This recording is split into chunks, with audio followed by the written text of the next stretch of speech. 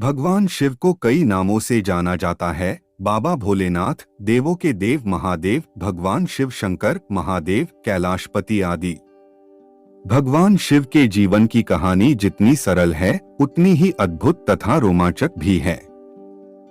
भगवान शिव के बारे में हमने बहुत कुछ सुना है और बहुत सी कहानियों और ग्रंथों में पढ़ा भी है, परंतु शिव जी से जुड़े हैं ऐसे अनेकों अद्भुत रहस्य या तथ्य है जिनके बारे में ज्यादा लोग नहीं जानते होंगे। जैसे कि भगवान शिव का स्वरूप बाकी देवताओं से अलग क्यों है, वे क्यों अपने शरीर पर भस्म लगते हैं। ऐसे अनेकों प्रश्न हैं जिसके उत्तर सब जानना चाहते हैं। आज हम आपको भगवान शिव से जुड़े ऐसे सभी रहस्यों के बारे में बताएंगे। आशा करते हैं यह आपको अवश्य भगवान शिव से जुड़ी 11 अद्भुत बातें। 1. शिवलिंग निराकार रूप को दर्शाता है। भगवान शिव की मुख्य आराधना शिवलिंग के रूप में ही की जाती है। क्या आप जानते हैं कि देवी देवताओं की खंडित मूर्ति की कभी पूजा नहीं की जाती, उन्हें विसर्जित कर दिया जाता है। लेकिन शिवलिंग कितना भी टूटा हो, खंडित हो, फिर भी शिवलिंग की पूजा की जाती है। इसलिए भोलेनाथ का हर शिवलिंग उनके निराकार रूप को दर्शाता है। 2. शिवलिंग की पूजा। शिवलिंग पर बेलपत्र तो लगभग सभी चढ़ाते हैं। सभी जानते हैं बेलपत्र के बिना भगवान शिव की पूजा पूर्ण नहीं होती, लेकिन इसके लिए भी एक खास सावधानी बरतनी पड़ती है कि बिना जल के बेलपत्र नहीं चढ़ाया जा सकता। बेलपत्र। 3. शिवलिंग की पूजा में शंख निषेध। शिवलिंग की पूजा में शंख का प्रयोग नहीं होता और न ही शिवलिंग पर कभी भी शंख से जल चढ़ाया जाता है, क्योंकि भगवान शिव ने अपने त्रिशूल से शंखचूर को भस्म कर दिया था और शंखचूर की हड्डियों से ही शंख बना था। 4. भगवान शिव की जटाओं में गंगा को सबसे पवित्र माना गया है। गंगा नदी शिवजी की जटाओं से बहती है, परंतु ऐसा क्यों है? देवी गंगा को जब धरती पर उतारने का विचार आया तो एक समस्या उत्पन्न हो गई। गंगा का वेग इतना अधिक था जिसे भरी विनाश हो सकता था। तब सभी देवी देवताओं ने भगवान शिव को मनाया कि वे पहले गंगा को अपनी स्टाओं में बांध लें, फिर अलग अलग दिशाओं से धीरे धीरे उन्हें धरती पर उतारें। इसी कारण से मां गंगा शिव की जटाओं में रहती है। शिव जी का गंगा को धारण करना यह दर्शाता है कि शिव न केवल संहार करते हैं अपितु पृथ्वी का कल्याण भी करते हैं। 5. मस्तक पर चंद्रमा। भगवान शिव की जटाओं में रहने का वरदान चंद्रमा को मिला हुआ है, जिसके बारे में कहा जाता है महाराजा दक्ष ने चंद्रमा को श्राप दिया और इस श्राप से बचने के लिए चंद्रमा ने भगवान शिव की आराधना की, जिसे भगवान शिव काफी प्रसन्न हुए और उन्होंने चंद्रमा के प्राणों की रक्षा की। साथ ही चंद्रमा को अपने सिर पर धारण कर लिया। इसके अलावा सिर पर विराजित अर्धचंद्र भगवान शिव के मन को शांत रखते हैं। 6. महाकाल के कंठ में सर्प। भगवान शिव की प्रतिमा को गौर से देखे तो उनके गले में हर समय लिपटे रहने वाले सर्प पर ध्यान जाता है और अक्सर आपके दिमाग में सवाल उठते हैं कि क्यों शिवजी के गले में हमेशा सर्प लिपटा रहता है। बता दें कि शिव के गले में हर समय लिपटे रहने वाले नाग कोई और नहीं बल्कि नागराज वासुकी हैं। वासुकी नाग ऋषि कश्यप के दूसरे पुत्र है। यह शेषनाग के बाद नागों का दूसरा बड़ा राजा है। कहा जाता है कि नागलोक के राजा वासुकी शिव के परम भक्त थे। इसी कारण उन्हें भगवान शिव के गले में सुशोभित होने का अवसर मिला है। इसके अलावा इसका एक अर्थ भी है।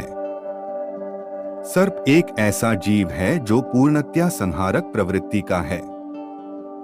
यदि सर्प किसी मनुष्य को काट ले तो मनुष्य का अंत निश्चित है। ऐसे भयानक जीव को भगवान ने अपने कंठ में धारण किया हुआ है। इसका अर्थ कि महादेव ने अज्ञान अथवा अंधकार को अपने नियंत्रण में किया हुआ है और सर्प जैसा हिंसक जीव भी उनके अधीन है। 7. शिव का त्रिशूल। भगवान शिव के दो मुख्य अस्त्र है, एक धनुष और दूसरा त्रिशूल। त्रिशूल के 3 शूल 3 गुणों का प्रतिनिधित्व करते हैं, सत्व गुण, रजगुण और तमगुण। इन तीनों गुणों में सामंजस्य रहे, इसी कारण इन्हें भगवान शिव ने त्रिशूल में धारण कर रखा है। 8. भगवान शिव का डमरू। शिव नृत्य के दौरान अपनी आध्यात्मिक ऊर्जा को प्रसारित करने के लिए डमरू का उपयोग करते हैं।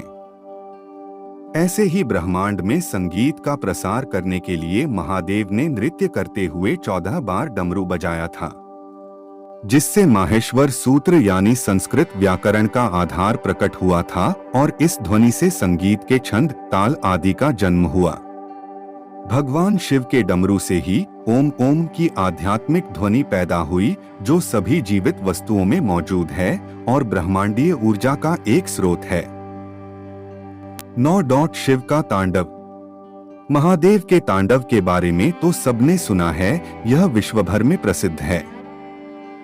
तांडव शब्द सुनते ही भगवान शिव के रुद्र रूप का दृश्य सामने आ जाता है। परंतु क्या आप जानते हैं कि शिव के तांडव के 2 रूप है। एक रौद्र तांडव जो शिव के प्रलयकारी क्रोध का प्रतीक है।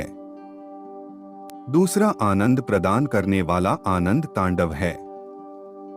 रौद्र तांडव करने वाले शिव रुद्र कहे जाते हैं और आनंद तांडव करने वाले शिव नटराज शिव के नाम से प्रसिद्ध हैं।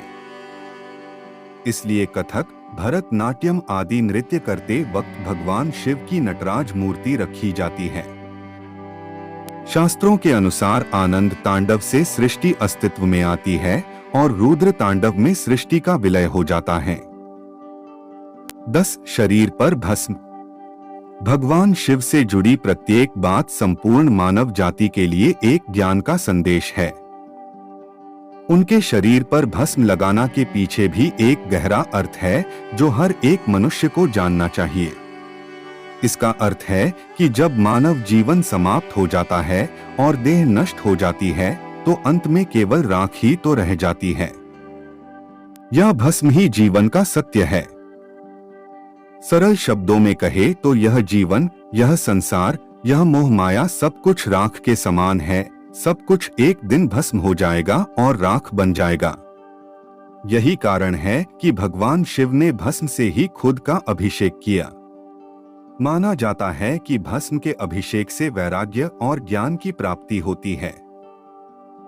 11. महाकाल का तीसरा नेत्र। भगवान शिव के ललाट पर उनका तीसरा नेत्र सुसज्जित है। ऐसा माना जाता है कि जब शिवजी बहुत क्रोधित होते हैं, तब उनका तीसरा नेत्र खुल जाता है और इस क्रोध की अग्नि से सारी सृष्टि नष्ट हो सकती है। परंतु इसके अलावा इसका एक अर्थ और है। वह यह है कि तीसरा नेत्र ज्ञान का प्रतीक माना गया है। जब यह नेत्र खुलता है तो संसार में अज्ञानता को समाप्त करता है। आध्यात्मिक दृष्टि से देखा जाए तो शिवजी का तीसरा नेत्र भौतिक दृष्टि से परे संसार की ओर देखने का संदेश देता है। महादेव का यह नेत्र बोध कराता है कि व्यक्ति जीवन को वास्तविक दृष्टि से देखें। शिव जी का यह नेत्र 5 इंद्रियों से परे तीनों गुणों, सत, रज और तम, तीनों कालों, भूत, वर्तमान, भविष्य और तीनों लोकों, स्वर्ग, पाताल एवं पृथ्वी का प्रतीक है। इसलिए शिवजी को त्र्यंबक भी कहा जाता है। वास्तव में तीसरा नेत्र खोलने का अर्थ है जीवन को अधिक गहराई से समझना और जीवन को एक नई नजर से देखना। संसार में प्रत्येक व्यक्ति को तीसरी आंख खोलने की अर्थात आध्यात्मिक ज्ञान प्राप्त करने की आवश्यकता है, जिससे जीवन को सफल तथा सार्थक बनाया जा सके।